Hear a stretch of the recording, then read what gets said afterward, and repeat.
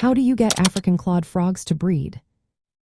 If you're interested in breeding African clawed frogs, you're about to learn some fascinating and practical tips to help you succeed.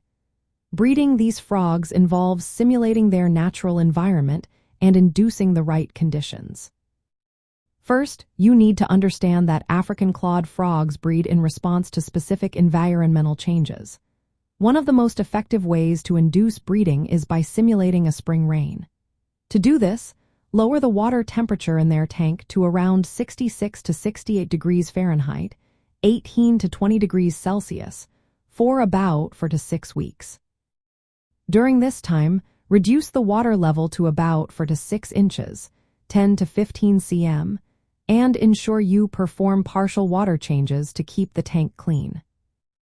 After this period, refill the tank with dechlorinated water and gradually increase the temperature to 78 to 82 degrees Fahrenheit, 25 to 28 degrees Celsius, over the next 1 to 2 weeks.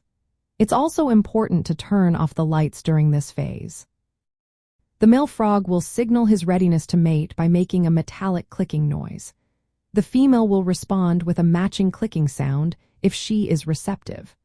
Once they are ready, the male will grasp the female just above her hind legs in a mating embrace known as inguinal amplexus. During this embrace, the pair will move in a circular motion, and the female will lay hundreds of eggs, typically between 200 to 2,000 eggs, depending on her size and health. The male will then fertilize these eggs. This entire process can take anywhere from 2 hours to 2 days. It's crucial to separate the eggs from the adult frogs immediately, as they will eat their own eggs. Place the eggs in a separate tank with clean, dechlorinated water at a temperature of 80 to 82 degrees Fahrenheit, 26 to 28 degrees Celsius. The eggs will hatch in about 2 to 4 days.